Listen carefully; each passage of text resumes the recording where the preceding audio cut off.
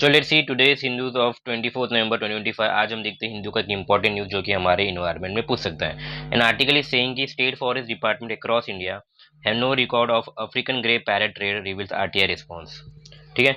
तो रिसेंटली क्या होता था, हिंदू ने आरटीआई फाइल किया था जहां पे स्टेट फॉरेस्ट डिपार्टमेंट ने रिस्पॉन्स किया है कि अक्रॉस इंडिया कोई भी रिकॉर्ड नहीं मिला है जहाँ पे अफ्रीकन ग्रे पैरेट का ट्रेड होता हो।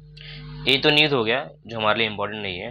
हमारे लिए इम्पोर्टेंट हो जाता है कि अफ्रीकन ग्रे पैरट क्या है, जो प्रीलिम से पूछ सकता है। तो ये याद रखना कि इसका साइंटिफिक नेम सीटाकस एरिथेकस है। क्या है सीटाकस एरिथेकस? ये one of the most easily procurable animal है इन द कंट्री।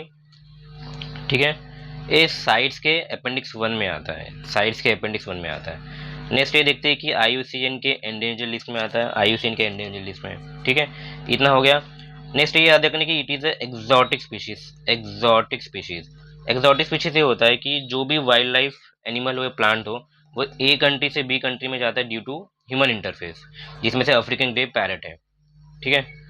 एंड ये भी याद रखना कि इसे ब्रीडिंग करने के लिए लाइसेंस की जरूरत होती है, जो एप्लीकेशन सबमिट करना पड़ता है चीफ वाइल्ड लाइफ वार्डन को under breeder of species licence rule 2023। And ultimately no objection certificate भी लेना होता है। ठीक है, ये तो हो गया अफ्रीकन ग्रे पैरट्स के बारे में।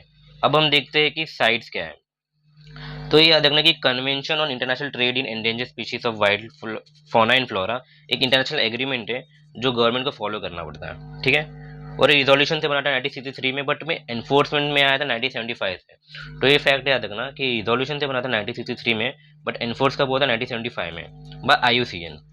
Second, it ensures that international trade in specimen of wild animal and plant does not threaten their survival. ठीक है।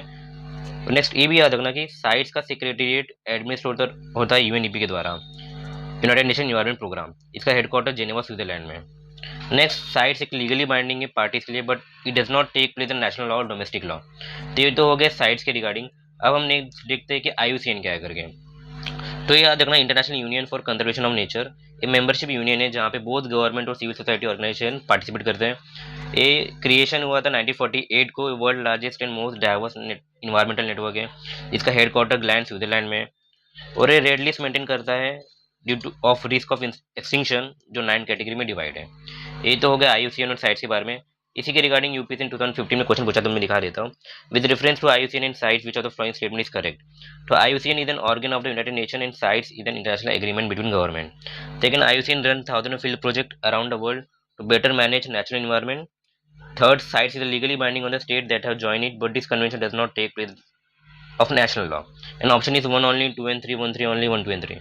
तो इसका आंसर आप कमेंट सेक्शन में देना। ठीक है, तो इतना आज के लिए इनफ है। Thank you.